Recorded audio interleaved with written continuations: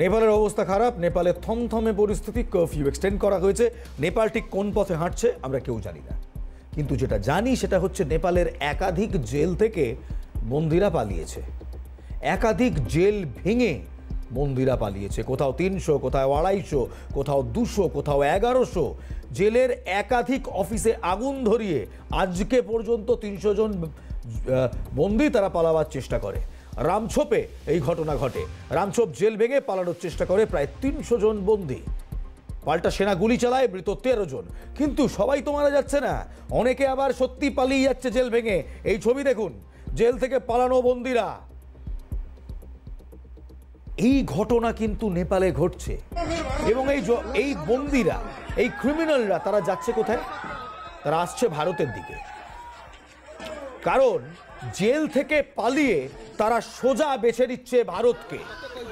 Jail থেকে পালিয়ে এই সমস্ত বন্দি সোজা বেছে নিচ্ছে ভারতবর্ষকে, এবং ভারতবর্ষ তৎপর।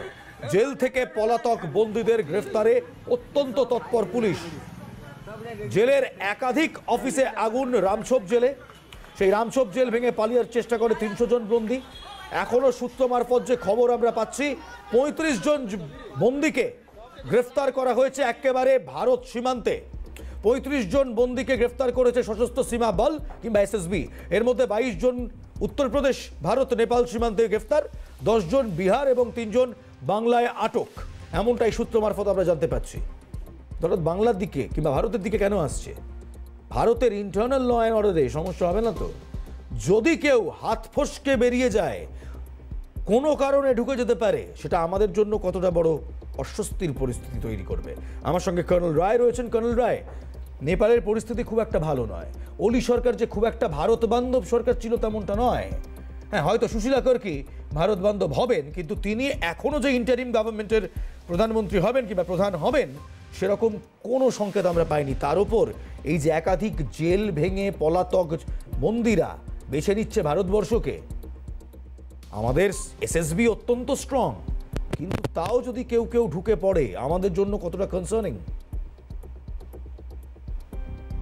দেখুন, এই যে 13,000 মতন ক্রিমিনালস যারা জেল ভেঙে পালিয়েছে, এরা সব ভারতের দিকে ছুটবে। কেন কি এখন নেপাল আর্মির কন্ট্রোলে আছে। ওখানে যদি ধরা পড়ে, এদের সঙ্গে আবার অন্য কোনো অ্যাকশন নেওয়া যাবে। এই জন্য এদের ইন্ডিয়াতে আসাটাই ইজিয়েস্ট।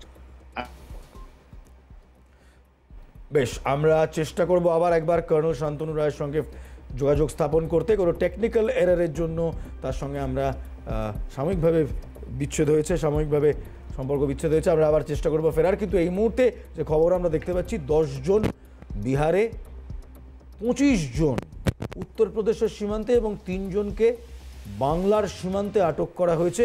প্রায় 1300 মতন বন্দিরা জেল ভেঙে তারা পালিয়েছেন।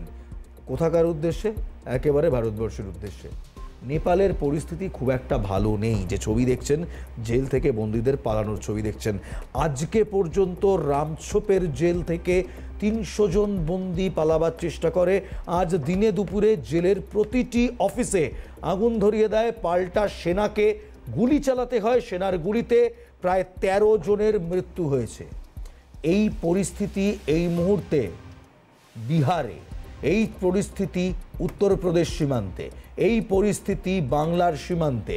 সেখানে সীমা সুরক্ষা বল অত্যন্ত কঠোরভাবে চেকিং চালাচ্ছে যাতে কোনো বন্দি এদিকে পালিয়ে আসতে না পারে। উদ্বেগ বাড়ছে।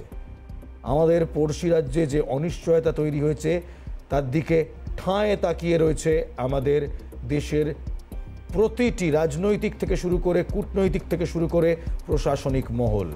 নেপাল যত তাড়াতাড়ি স্থিরতায় ফিরবে ততই ভারতের মঙ্গল। আজ এখানেই শেষ করছি। ভালো থাকবেন, ভালো রাখবেন। জয় হিন্দ।